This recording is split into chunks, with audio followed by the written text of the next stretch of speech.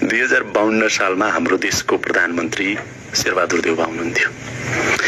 2052 सालमा अमेरिकाको राष्ट्रपति बिल क्लिन्टन हुनुहुन्थ्यो। मलाई बहुत बिजी राख्छ के कुरा। बिल क्लिन्टन 2 कार्यकाल हुनुभयो, 8 वर्ष। त्यहाँबाट डब्लु बुश आउनुभयो, अर्को 8 वर्ष। त्यहाँबाट बाराक ओबामा आउनुभयो, अर्को 8 वर्ष।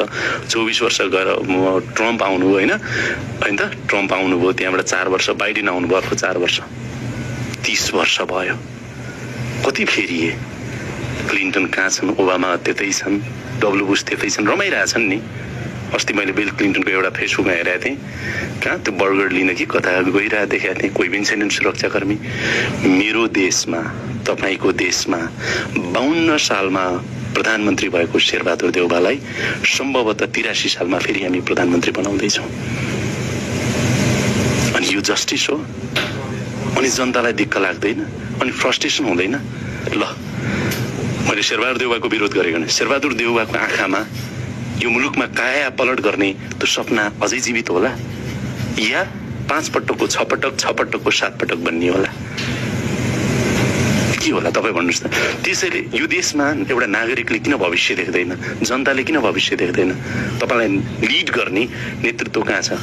मैले काङ्ग्रेस मात्र होइन, केपी ओली 2051 सालमा गृहमन्त्री हुनुहुन्थ्यो। त्यहाँदेखि यता 70 पछि त यो 1 दशक उहाँ पार्टीको नेतृत्व प्रधानमन्त्री 3-4 चोटि बन्नुभयो।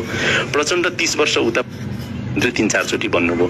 प्रचण्ड 30 वर्ष उता पार्टीको अध्यक्ष भइराख्नु भएको छ, होइन? माधव नेपाल भइराख्नु भएको छ, झलनाथ खनालको चाहना भनेपछि उहाँहरूले अहिले पनि नेतृत्व गर्ने उमेरको कुरा होइन। मैले फेरि 60, 70, 80 जेसुकै होस् उमेर, त्यो नम्बर हो।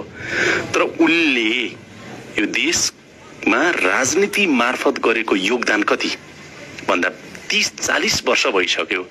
30-40 वर्षदेखि यो देशमा 48 त पहिला पो राजालाई दोष, 48 देखि यता आइराख्दाखेरि देशमा के कायापलट भयो त? त्यसको जस अबजस लिएर अनि मात्रै म यो